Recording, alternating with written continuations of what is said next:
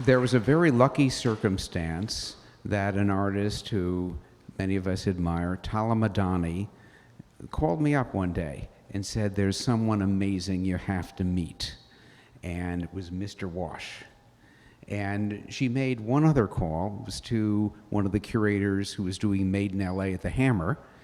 And it ended up, Mr. Wash was not only in the last Made in LA before this one, he won the Audience Award, which is amazing, the award where all the attendees vote for their favorite artist. And I began working with Mr. Wash more on the commercial side, which has culminated in this exhibition. And in addition to Mr. Wash, I want to introduce Zoe Lukov, who so years ago, like 14 years ago or more, yeah, there was a party at an art patron's house, and stylish young woman. I began talking to her and talking, and we never really stopped talking. And she became an intern at MoCA when I was there, and just through different connections, she became acquainted with Mr. Wash. So Zoe's the ideal person, curated Mr. Wash and a great show she did in Miami this past year with Beth also, yes. Yeah. So I think you already have an orientation of the smaller works, where all the works Mr. Wash did while he was incarcerated. He taught himself to paint in prison. And the larger works are the new works, which Zoe and Mr. Wash will tell you about. So I'm going to turn it over to them. Again, thank you very much for coming, and it's a pleasure to have you all here. Great, thank you. Okay, here we go. Really? Okay. Does my mic sound nice? How do we sound? Ooh. Okay. Does everyone hear okay? Okay, great. Well, thank you, Jeffrey, for the intro. Thank you, everyone, for being here. It is such an honor to be in conversation with you, Mr. Wash. You're an inspiration to so many of us, and for me, it's been an honor to get to know you and to be able to work with you and in the shows that we've been able to do together. So I know so many people here are inspired by you and your story. So I think there's a lot we have to cover, but I think it would be nice to hear just a little bit of background about maybe how you got started painting before we launch into the new works. Okay. Well, first, let me just say this first, right? I want to thank all of y'all for coming out. It's a rainy day. We got blessed. God opened the heavens up so that we all could be here together. So I'm grateful for that. I want to thank you for sharing your time with me today. The question that Zoe just asked me about, how did I start painting? It makes my mind go backwards in time. Almost 25, 26 years, 27 years now, backwards. I was in prison, and I could draw with a pencil. And I would help the inmates by writing. The ones that couldn't read or write, I would read the letters, write their letters for them. I would do artwork on the envelopes, like little butterflies, hearts with an arrow in it, and hearts with a locking together with the name of the mother or the wife or the daughter. And when I would go to have my legal visits, my attorney once told me, she said, I could always tell when you're here, when you're coming, because if you imagine this room where every painting on the wall, excuse me, is a glass room for attorney visits while all the rest of the inmates are sitting in the floor. So she's in a glass room, but she said that all the heads would turn. And she said, whenever all the heads in the room turned, I knew it was you. I said, really?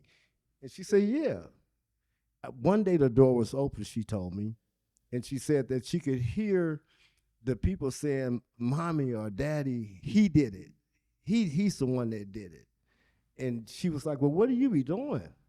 I said, I'd just be helping them out to write letters and draw stuff on the cards and stuff. She said, can I see some of that? I said, yeah, it's nothing. Next visit, I'll bring something out. So I brought some of my sketches out, and she looked and said, these are really nice. I said, thank you. She said, do you think you could draw the people that you was working with when the government said that you were out buying chemicals to be used in illegal manufacture of PCP? I said, oh my God. I never had ever tried to draw anybody. I could draw what I see, but to try to do it for memory is like, no. She said, we need something to open your case. I said, I'll try. Wow. So I went back, and I'm sorry if I'm making this seem like a long answer to a short question. And no, but it's necessary, I think. I went back and I found somebody who had a similar head shape, and I did a rough sketch of him. And then I started to add to that sketch features that I remembered about a person. And then once I got them down, I tried to make it just one thing, to redo it. Got frustrated, like, and I say, this is wasting my time. I don't know why she keep asking me to do stuff, waste my time. But I turned it into her on the next visit. And she just said, oh, and she just put in her thing and we went on. So I'm like, and I'm feeling like, well, it was nothing. But I did follow the command and I did what she asked. Well, she took that drawing and went and had it printed. She was a professor at Southwestern University of Law. And she took her students out like on a field trip back to the area where the work site was with a whole lot of these prints. They passed them all around. Little kids started following them. And she kept shushing them off. And then she finally said, give them one so they'll leave us alone. And when she did, all the kids ran to that one. And they said, that's Jerry. And she heard them. They, what? You know him? Yeah, he lived right around the street. Wow. And so they went and found Jerry. They found the Hispanic people that worked on the job and some of the other Salvadorans or whatever. They didn't speak English, but they all came to court to testify. Wow. And I thought at that time that I was going to go home. And I started crying, like I'm getting emotional now thinking about it. And I promised God that I would continue to practice that and to share it freely. And so that's how I started. When I got into when I went back into the system from court, thinking I'm going home and I didn't go, I continued to teach all the people around me everything I knew about art, about drawing, about painting. As I learned I didn't know how to paint then. It was still like another year before I finally got able to get a paintbrush in my hand, which I painted the YS painting, the slaves in the bottom of the ship. This was the first painting. Very first attempt with oils to ever paint it. If I was just noticing, looking at it yesterday, one of the guys got like 7 fingers or 8. You know, I couldn't get it. I couldn't control the paint. I couldn't control the brushes. And it's been a long time since I had a chance to really look at that painting, especially compared to what I do now with some of these here, the detail I'm able to get. But that's how I got started painting. I mean, it's amazing because you didn't always feel like you were an artist necessarily. It just came when it needed to. Or did you always feel like you were an artist? No, I didn't. I wouldn't even accept being called an artist until I think I was like 12 or 14 years in. Wow. I can just do what, if a person asks me to do something, I don't mind sharing my time and my talent, whether it's building a concrete building or whatever. So they would be like, you the artist? I'm not no artist. No, I'm not the artist. You know, what do you want? What do you want? And it just, you know, and you give me the picture, I'll draw it here, give it back. Well, that was something you and I talked about before, and I think it's such an important part of Mr. Wash's practice is the way, I think there's this idea that artists or painters are alone in their studio, like these geniuses working by themselves. And so much of what got you started in art was actually like working in community with people, like painting butterflies on the elevator or drawing up butterflies on the envelope, like you said, and painting or drawing images of people's family members that they weren't with. And I think like this kind of like impulse of yours to bring people together and to work with people, like to create community or to really work in a communal and shared way in the making, like as you make work, is so beautiful. Well, you know, before I got incarcerated, I was an educator. I taught welding, blueprint reading, and basic comprehension. I found myself in a new environment where people is mainly filled with a lot of people. I'm not going to say that people just totally illiterate, but even though they could read and write, a lot of them, when it came down to understanding technical readings or the law, they were lost and they needed help. And I did the best to try to help them. Sometimes I think that's why they gave me life, because I had transformed the detention center into everybody working on their cases. It was like, get him out of it. So I come back with life, and I think the next day, like 60 or 70 people pled guilty because they gave me life, and I understood it. They felt like they didn't have a chance. Wow. Yeah. Wow. Well, I want to talk about that too, like the work. How do you see your work in relation? And I want to talk about these new paintings, but like, how do you see your work in relation to, well, first of all, how it developed while you were incarcerated, and how you've sort of created work that's helped you actually get free, like helped you get free, helped others get free, both literally, you know, like painting your way to freedom, which you can tell us about that painting if you'd like, but also like thinking about sort of mental liberation too, and the way that we can transcend through art. You sound almost like a prosecutor. I'm sorry, that was a lot all in one question. That sounds like just like a multiple compound question. That was a you lot answer of questions. one. We can just start with let's one. start- Let's just start with one. Okay, so How do you think your work, sorry, guys, I do that a lot. Just bear with me. It's going to happen more. How do you think your work has shifted from the process? How has it shifted since you've been incarcerated and now that you're out? How's the work changed? I think it's still changing now, because the artwork that I create, while all artwork that I do is based on an experience of human's emotion, or human something that somebody went through. And I can't say all of that because I did animals as well. Because I think I did Oprah Winfrey dog with the dog had the tears and Oprah was in the tears. That was a long time when that dog died. But I have more access outside of prison to exposure to different types of images and things that trigger my imagination than I did when I was inside. Inside was limited. So inside was like searching the newspaper, like where I got Armistead from, somebody gave that to me, searching magazines for clips of things, or going through what people have in their photo albums, their personal stuff. Here, we have the internet. This thing is crazy. You know, they didn't have none of this when I went in. They didn't have no phones or none of that. So now it's like the accessibility to information, to courses that I have in my mind, or if I'm developing a picture and I need to have, like birds in this picture. I had finished the picture and put it up, and then something said, go get it back. And see, like God said, put some birds in it. And so I could just like, show me a picture of birds. A flock of birds. Yeah. You just keep going on the internet. So I think the ideal of having access to so much information is helping evolve the paintings. And you can, without going through a lot of steps in prison, if some of the work that if I needed it, I have to go through, first of all, the officer, which was William Russell. He was the officer assigned to me to do all the artwork. Because I did it not just for myself, but I did it for each community. You know, Leavenworth got theirs, Colorado got theirs, Lompoc got theirs. But I could not access the images like of everybody who died in the war. So I had to ask him. Now I don't have to go through that.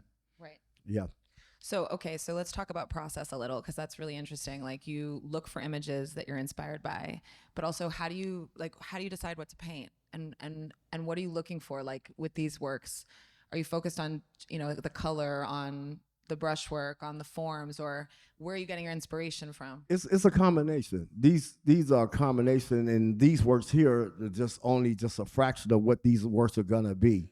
These works were inspired by the stories that I read as a child, because one thing about being in prison, you relive your memories over and over and over again until you have no more. Right? Because you want to be free, so you keep thinking about things you did already, things you did in the past, what you did as a child. As a child, I read the Bible from front to back. And two of the stories in the Bible seemed to hunt and carry with me. One was the story of Jonah in the belly of the whale, which is what these paintings here kind of represent. If you hit the QR code, you'll kind of see a live reenactment of what I'm trying to get out of my head. Another was the book of Job, and how his life was so successful and it was all taken away, but he still would not cuss God. He still would not deny him. And so I felt that journey that Job went through and the journey that Jonah went through, I was simultaneously, singly going through two journeys at one time. So a lot of these works come from that inspiration. Other works in the future is based on what's going on around me now. So I'm in a different environment now. I'm in another world. Still feel trapped. I still feel trapped. No different than being trapped in prison. I feel trapped inside the body because I understand I'm a spirit of God experiencing life in human form. So I'm here to use the eyes like a camera lens to see, ears to hear. But then all that I see, hear, and touch has to come back out. And that's why I use my hands. To give you the example, we have targeted insurrection. Mass shootings was nothing that was going on in my days of living in this life, but I come home to this, and it bothered me. That inspired me to paint the picture because it bothered me, and it either to let what bothered me turn into a disease of anger and hatred, I put it into the canvas and I move on.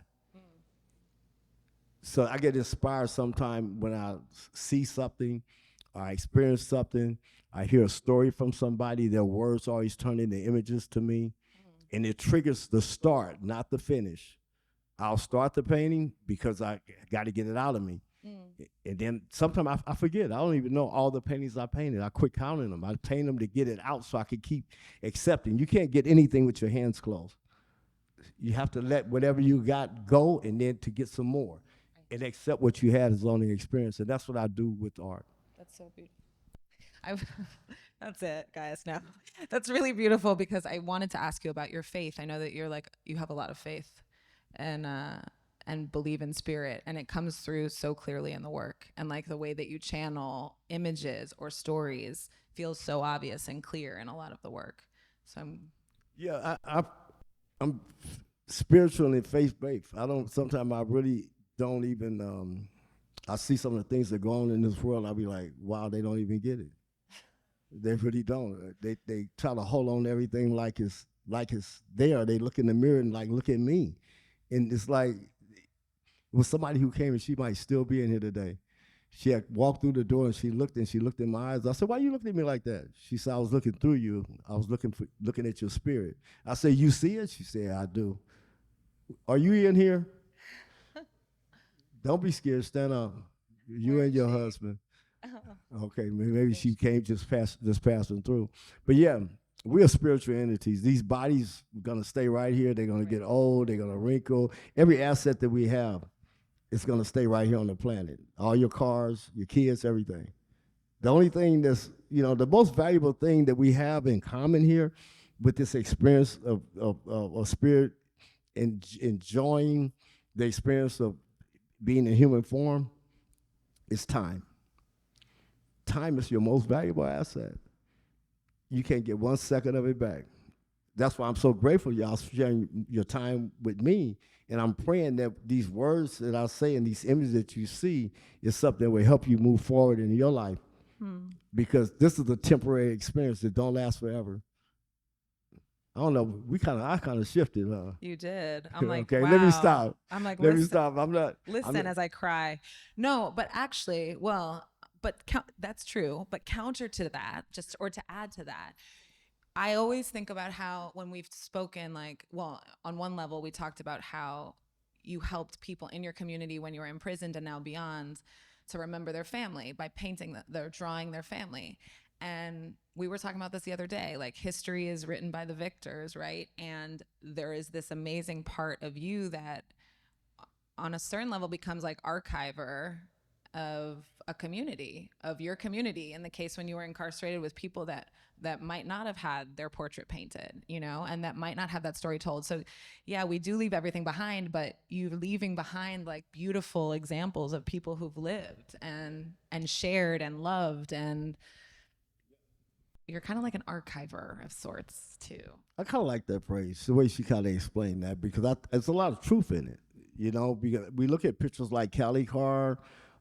If you look at the catalogs that's inside, things we cry for, that catalog as it grows, it's a growing catalog. I think we're on our 3rd edition, and we thank Sarah for that. She produced that for me.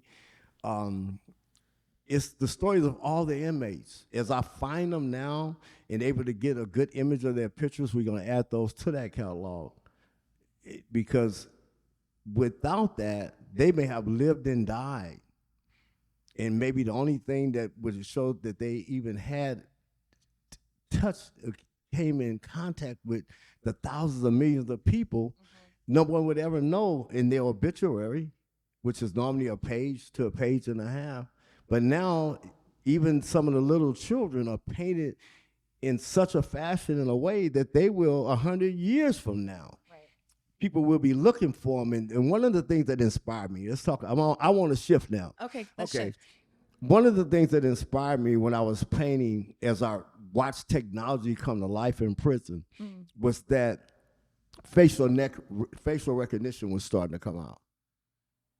And that's when I prayed and asked and declared that I have to paint good enough that when the QR's box come that shows the face, that every picture that I paint, you'll be able to click on it and let the system tell you who it is. I don't have to tell you, because I won't remember. Right. But if I get it right, it will be identified. And every one of these paintings are all real people. I didn't make up any characters. These are not no cartoon characters. These are people who are living beings. Right. And I pray that the work that I do is good enough that as technology get better in the future, that when you look at one of my paintings, you could go back and track those people and say, it is true that that person was in that prison at that time with that man. Right. Yeah. Right. Okay, wait. So do you want to talk about a couple of the pieces? Like, should we do some, like, can we talk about the painting on the back wall that was used as the invitation? Or not on the back wall, on the back corner that was used as the invite to the talk? Is that Blood Oath? Or you want to talk about something else? I didn't see the invite for the talk. Oh, you didn't see the invite? For this talk? We were all invited. We're here. Oh, okay. So which one? Which one you want to talk about? Is that called Blood Oath? I forget the name. Oh, Blood Trail. Blood Trail. Blood Sorry, Trail. that Yeah, one. you want to talk about that? Is that okay? Can I ask you a question? Yes. Why? Here he goes. You don't want to talk about it? No. I don't mind talking about it. I just want to know why you wanted. I just wanted to talk about it because I think, or I assumed that a lot of the people here would have seen it because they all came to the event today and were invited with it. So I thought, since it became sort of a representation of this, it might be interesting to talk about for everyone. But we could also ask people what they want. I'll talk about that, and then we can ask people. Okay. Okay, so Blood Trail is probably one of the most, during the time, I have to say, during the time when I created Blood Trail, I think that I kind of related to everybody else that was in the prison. Everybody wanted to escape, right? They want to leave. I did too. Right. So in my mind, I imagined what would happen if I was to get out of prison. Now, I think I told you all a little bit earlier that, I kind of come up in construction. I built public buildings for a living. So I'm certified to do that. So the Twin Towers County Jail, that's part of my work, the Lindsay Lohan Center, St. Francis Hospital, the 105 Freeway, the Staples Center's basement and parking lot. That's my handwork. So I know how the buildings are constructed. I know I can leave when I want to because I know what's behind the wall. I'm not intimidated by it being concrete or iron. I master both. But what would happen if I left?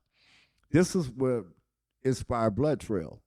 Because when I got to that prison, to Leavenworth Prison, they had already read my profile. They knew what I did, and they tried to solicit me to help them remodel the prison because it was old, and they need to be reinforced, and I refused. I said, no, I'm not building that for you. You're good. No, I'm not doing it. But then after I left, I decided to paint this picture with everything in my mind that I could to try to explain if I got out, I would get out. Getting out was not the problem, but I would have to fight for the rest of my life. I would have to run for the rest of my life. And that once I did get out, I knew they'd be coming. And if you look deep into the picture, into the trail going down, you'll see the ATF, the FBI, and the DEA, and a Rockweiler and a Doman Pincher following the two hound dogs that won't shut up. because they're going to keep barking. And I'm going to be fighting for my life. So I'm leaking blood, and there's a trail of blood in the snow. And that's what inspired me, that constant, over a year period of thinking about, I should leave. They're not going to do the right thing. I should leave. But if I leave, I can't go see my family. I got to go live in the woods. I got to find a cave and hide. And this all the thoughts that was going through my mind as I created the picture. And then if you look really close in the picture, there's a lot of skulls in there from people who had tried to get out before. So you see these skeleton skulls where they died. And it's like, no. So that's Blood Trail. Thank you. That I encourage everyone to look really closely, actually, at all of the paintings, because there's so many hidden things, like you just met it. Every one of the paintings is more than one story. It's what you see, and then it's what you feel. So it's you have a visual, and then you have a spiritual feeling of something going on inside of every one of the paintings. Right. But you said a minute ago that you was like, okay, I'm gonna ask you the question about that one, but then we're gonna have the audience to ask what? Yeah. And who? Does anyone want us to talk about a particular one in one of the paintings? Rachel? Oh, that one. Oh, yeah. How about this painting? Okay. That's a very interesting painting, because that painting is one that's alive right now. So it kind of represents, the title of it's Are We Free? I didn't say, am I free? I said, are we free? Speaking to every one of us in here. The painting shows me standing there, the handcuffs off. I'm wrapped in American flag, so I do stand and support the United States and the laws and everything. I'm a law-abiding citizen. But then as I stand there with this phone that my daughter gave me, the iPhone 14, so I took it out and I painted it in the picture, because I know from my parole officer that they use that phone to track me. Everywhere I go, if I turn it off for too long, they become suspicious or whatever. So I keep it on. I leave the tracker on, because they came into the house and showed me how far I could go away. When they told me don't leave, we have to walk around the perimeter, and you can go this far. The handcuffs are free. They got the camera on me on every intersection. They got towers in every neighborhood. And I'm standing on all the books and stuff that I read, law books, legal books. As all these laws was given to the post office and everybody, most of y'all didn't read them. It's a big list of stuff. I read it. And so I'm standing on all the things that I learned about the law. And then floating through the air which should be like freedom, a paper that can just glide like a kite. You have the commutation papers, the actual papers that Obama had that released me. And behind him are the papers that's in Washington, D.C. now with President Joe Biden, as the FBI has been questioning me and people that I know to give me a full pardon. But even with those commutation and pardon floating by me, with that appearance of freedom, that's an appearance of freedom. I still have to beg the question to us all, are we free? So that's what that painting right there is about.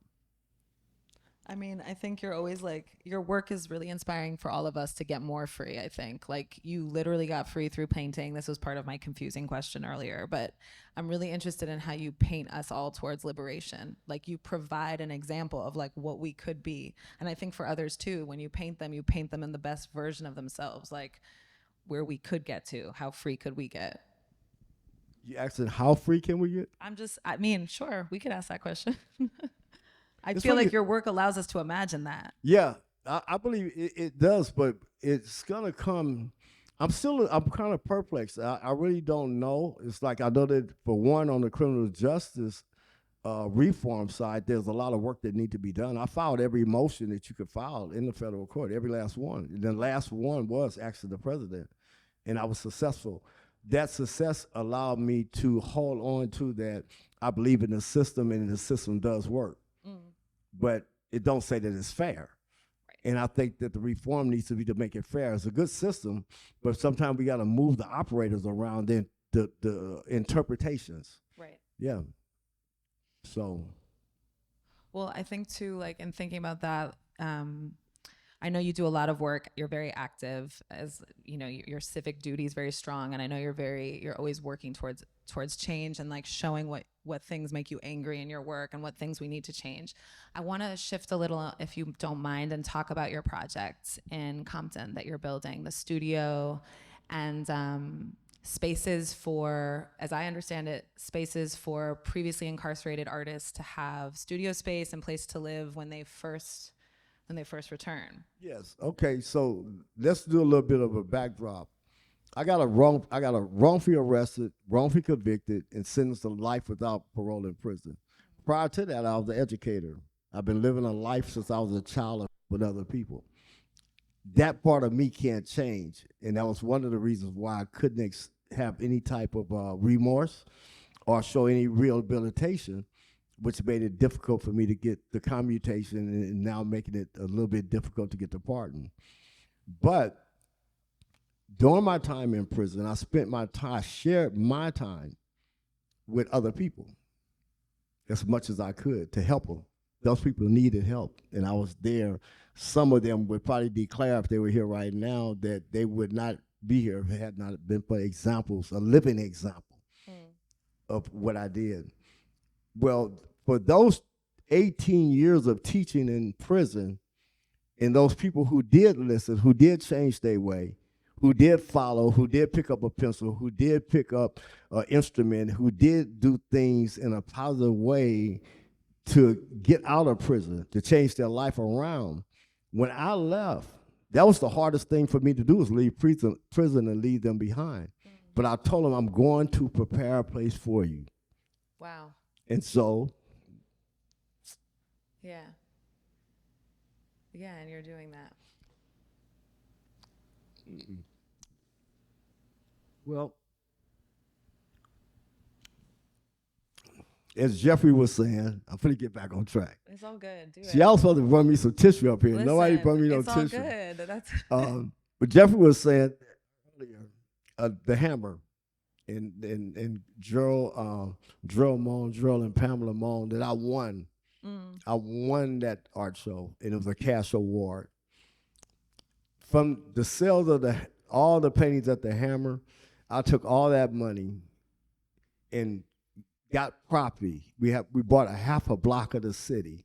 It's 9 lots. I have 7 of them, with one in escrow coming out on the 19th. I got to get $350,000 by the 19th to bring that property out of escrow. I don't need that much property for me. right. That's all right. It's all right. Yeah, Wash.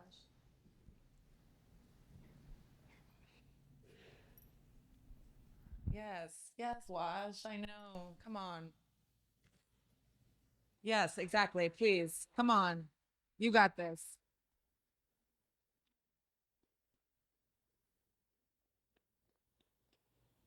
You've been doing so much work for the community. You're buying back the whole block, basically.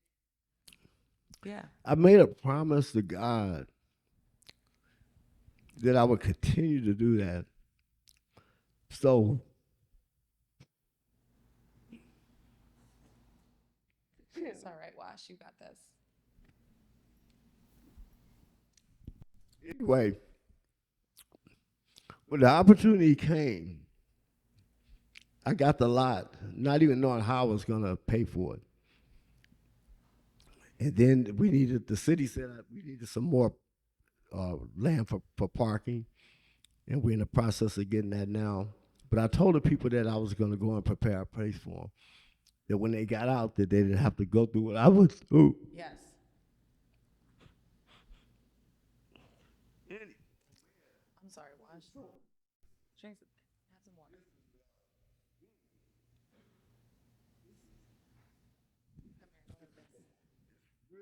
This is really unexpected.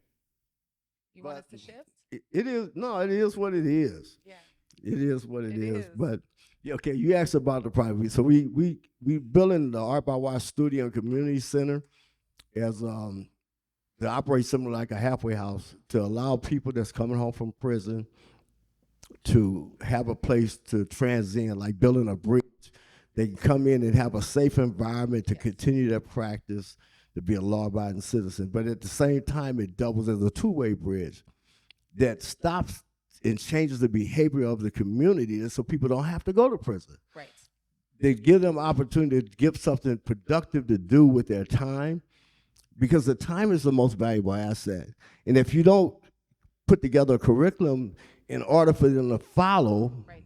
and just leave them to the social media and things, then we're going to continue to keep having this problem.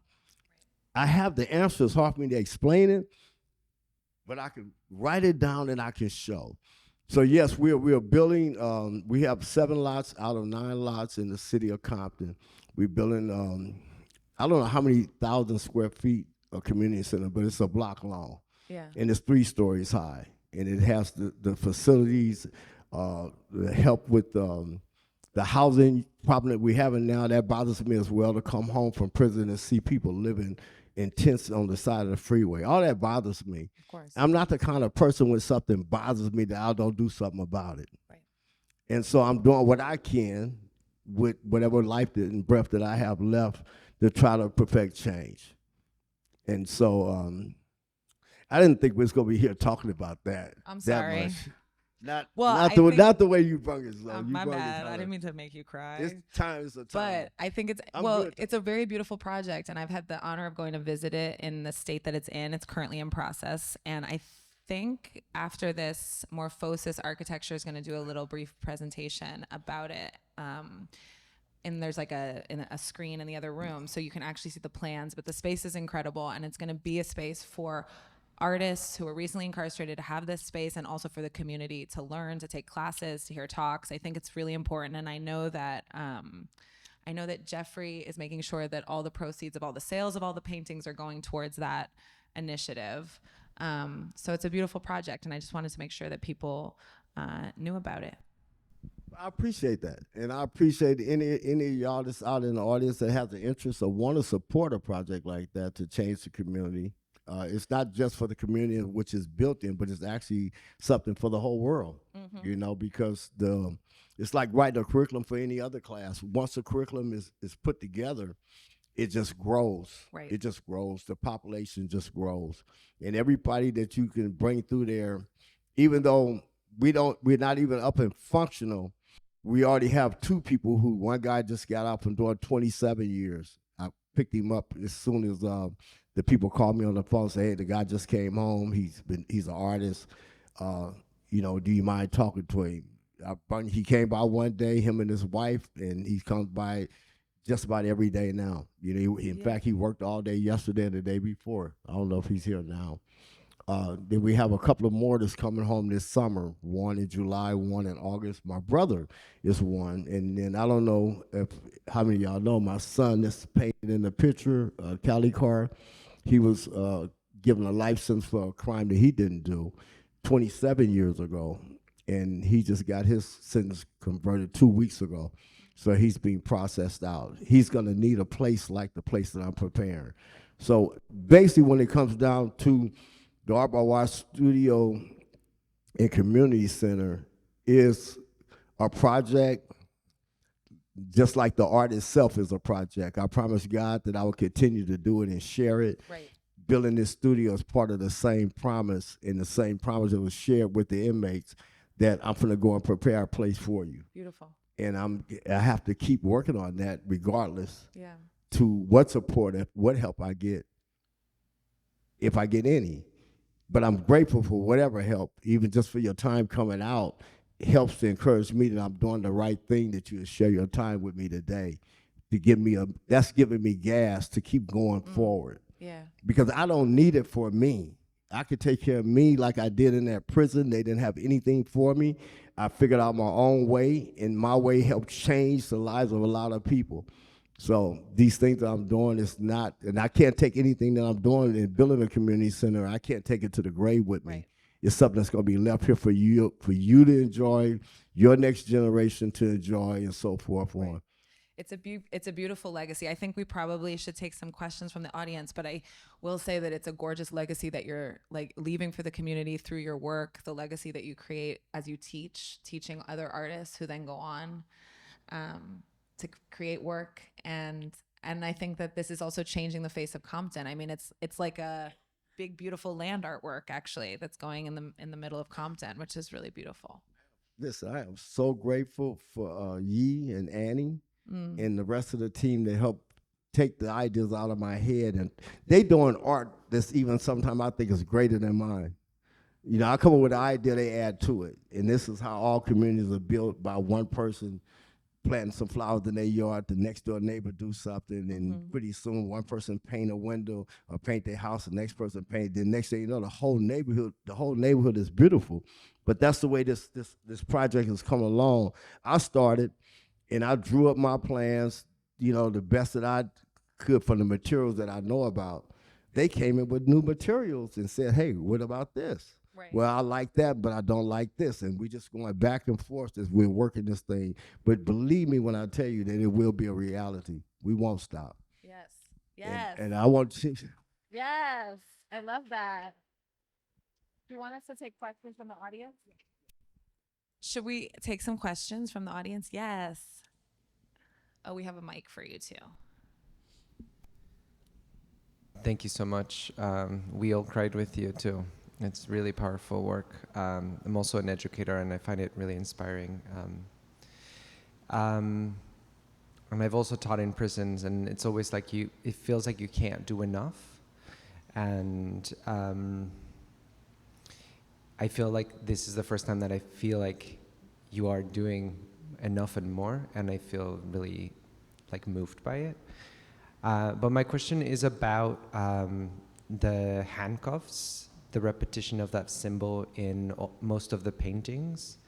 And if you see, they're like in different stages, like sometimes they're like connecting, they're broken like right behind you, there's the blood, but I wonder if there's a moment where you can imagine not having them in the painting, or is there like this symbol that what does the symbol represent for you then in those paintings, and now that they're like breaking apart and becoming something else, and what is the future of this symbol for you?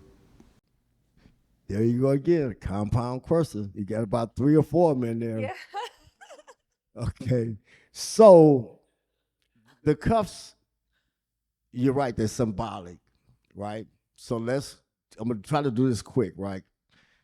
The first painting, it showed people like me, people of color, bound in chains, some dead on the floor and cuffed, right? It's shackled, feet, hand, whatever.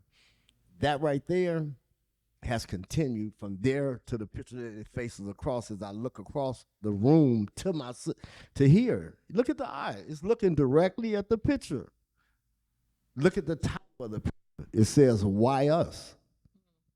Look at the title of the book. It says, "Why us?" Huh? Yeah.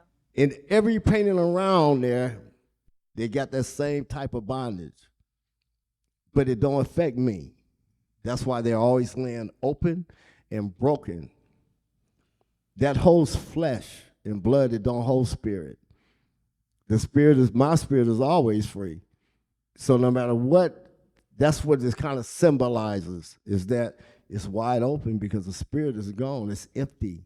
That's just a shell, is an illusion. I didn't know when I painted these pictures that I was the last person in my family born on the plantation. My mother never told me it, but the warden of the prison told me. Wow. I had to have a birth certificate to get out. I had no idea. I had no idea when I painted these paintings here of the story of Jonah and Job, that I would be invited to the Hamptons in New York, to Sag Harbor, and that Nivea Beach is where the whale spit Jonah out. I had no idea when I had to go back and paint the birds in this picture. I had finished the painting, that when we went to Santa Monica Beach for me to come out of the ocean and reenact it, which is on.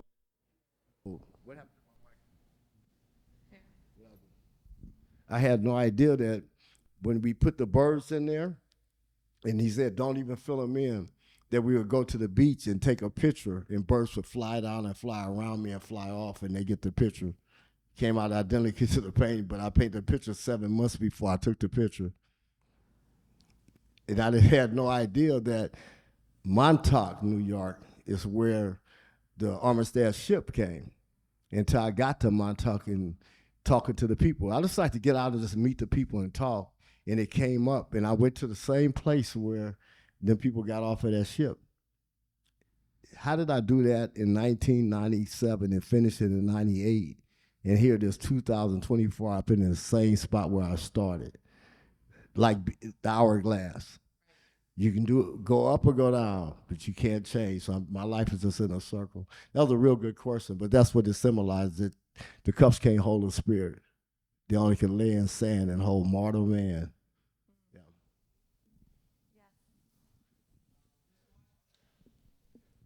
Okay. I want to say thank you for sharing the video for your return home. I think I appreciate your family for allowing us to go in there and see that type of vulnerability and like how you guys talk about time. And something I have a question about the painting behind you. It's about time. How do you describe time? And Which one? that one behind you right there. The one hourglass? Yeah, the hourglass. The hourglass is, it's kind of, because it's balanced like the figure eight. You know, that in the hourglass, the sand never comes out.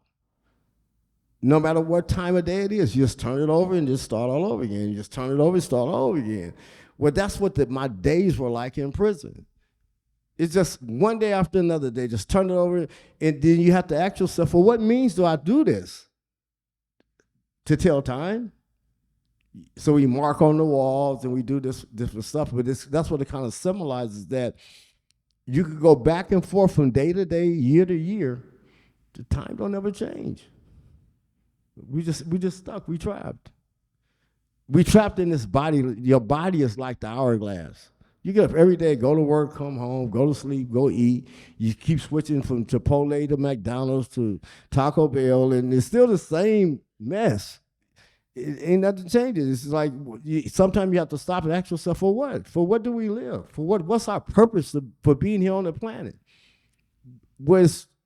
If you ask me that question, I would say is to help one another, to make the person's time that you sharing the time with a better time, a better experience. Because when it's over, they're just gonna flip it over, start all over again. Yeah. Thank you. This is, oh wow, okay. So it's just a privilege, an incredible privilege. Love that there's no compounding that goes by you. Love that. Only question I had is, when you think back about teaching in prison, the crafts, the arts, what was the benefit to the folks that you were working with when you were teaching them the crafts of the arts? Yeah. I think for each person, it was a different benefit. Some people, the things that I shared with them, because I don't really call it teaching them. I don't teach anybody how to paint or draw. Mostly I teach them how to see and how to think and how to use their imagination. But in sharing that with them, the benefit for them was sometimes to keep their families together, because they stayed connected to their family. It gave them a way and a method and a tool in which to communicate with their children, their loved ones, and so forth on. For others, it gave them something to do to not get involved in something else. So they could just use that as an excuse. It gave them an excuse. Well, I can't go out and hang out in the yard because I have to finish this drawing. I have to finish this project. So I think to each person, it gave them something different. Do we have another question over here? Oh, thank you. I have two questions, so I'll start off with the first one. The teardrops, and then the painting that you did, Thinking Out Loud. Can you talk about that a little bit? Thinking Out Loud. Thinking Out Loud is not here. Where is thinking? What's Thinking Out Loud? Thinking Out Loud, I think you can find it in the catalog. Okay. So the whole experience in prison is that you're 100% constantly being monitored. And your behavior, your emotions, your anger, or whatever could actually get you put into a box. Say, this could be more direct. She asked about thinking out loud. Thinking out loud is a painting that I titled Thinking About Loud. It has 2 images of myself in the painting. And one of them is very calm, and the other one is kind of angry. Inside of the head that's angry is a coffin symbolizing the death of my mother when she was on her way to come visit me. And they wouldn't let me go to the funeral. They said we could, but you need $18,000. They come up with the money. Then they changed and said, well, now you got to have armed guards, and you can't ask anybody. You can't communicate with the officers to ask them to escort you to the funeral. They would have to volunteer. 4 officers came up and volunteered. I heard about your parents died. Sorry. I put in a petition to escort you to the funeral. You know, and first it was the guards first, and then it was the money second. But at any rate, after going through 4 or 5 rounds, I could not go to the funeral. And so I said, okay. And they're like, you okay? I mean, yeah.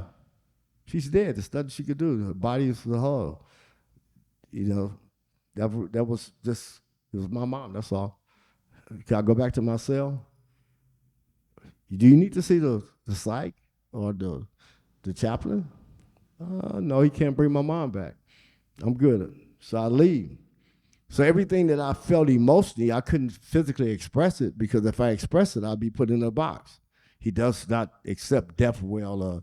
He's angry because he can't go to the funeral, and he may hurt somebody or hurt himself. You get in one of them boxes, you may never get out of prison. So I told him, no, I'm good. I just went back and drew the picture and painted it. And then all the thoughts that I had in my mind, I painted into the picture. You look into it, you find multiple stories in there. But it kind of overwhelmingly comes open with my head cracked open, and you see my uncles carrying my mother's body, because that's all I got was obituary and all the memories I had of my mom kept inside. That was that one. You had another one. What was the other thing you was asking about? Teardrops. Teardrops, kind of like thinking out loud, is where people cry for a lot of things, but the tears normally don't fall. And I apologize to all of y'all if I offended you when tears fell from my eyes today, because I normally don't do that. That's not what I do. I normally paint it out in a painting. I'm gonna have to go paint a painting of this whole thing right here today and put whatever was going on in the tears. But the tears kind of express the things that goes on inside of people when they experience in life, and it hurts them. It hurts them spiritually, not physically. It's a spiritual hurt that comes out. Sometimes it comes out because of longing, missing great desires, hardships, or just personal experiences that don't feel good. People don't like to talk about them, and they don't share them. But in private, they would share them with me, and I would paint it in a tear. They feel relieved they could go on with their life. And just hang that on the wall and hold that emotion, like put the emotion itself in prison by painting it out. Did I answer that right? Okay. Beautiful.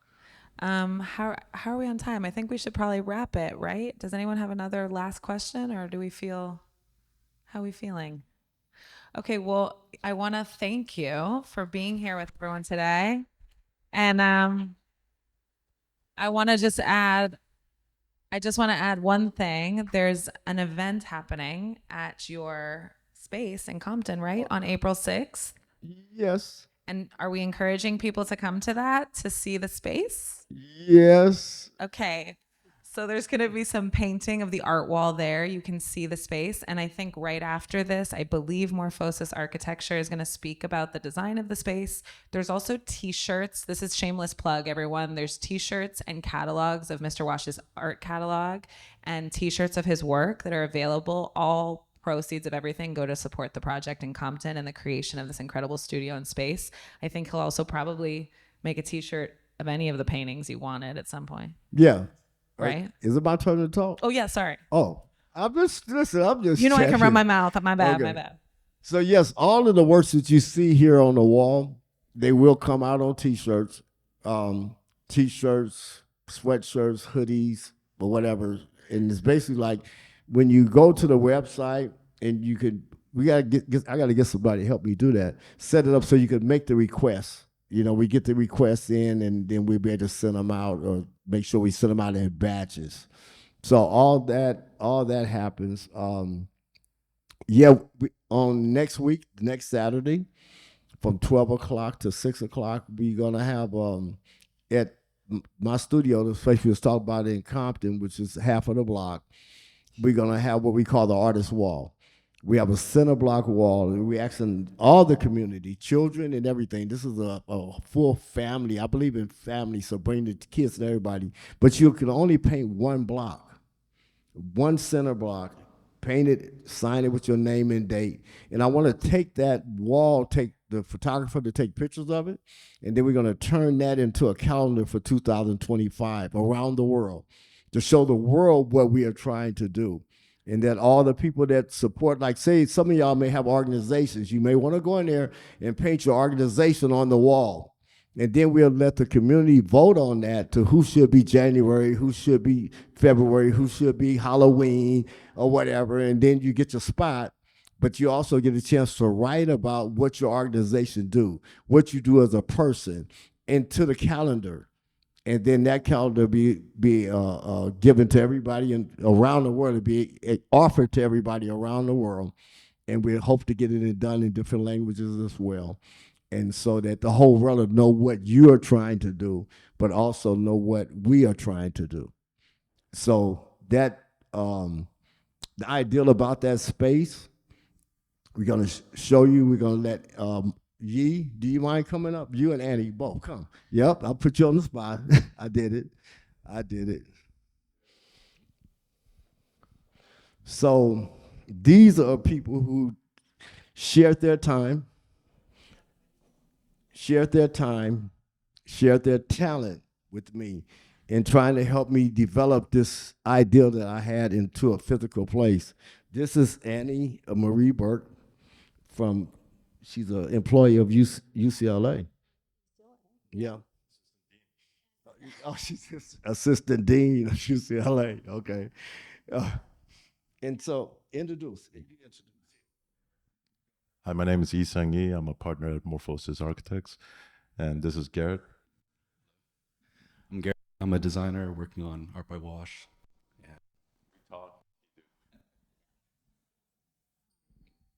So I would like everybody is interested in supporting or hear more about the studio to come up into the mezzanine where we're gonna show, you can see what we're trying to do. Me talking about it and breaking down, crying in front of all y'all like I'm a little kid. No, I want all y'all everybody is interested in supporting this idea, this effort to come on up into the mezzanine. We're gonna put on a little short presentation. Then we could do a Q&A about that project as well. I'm not the expert in what they do, but they be here to answer any of your questions. So let's conclude this and then move to the next room. Yeah, I think let's conclude. I mean, people probably want to see the paintings a little bit and then head up. Yeah. Okay, thank you all. Thank you all so much.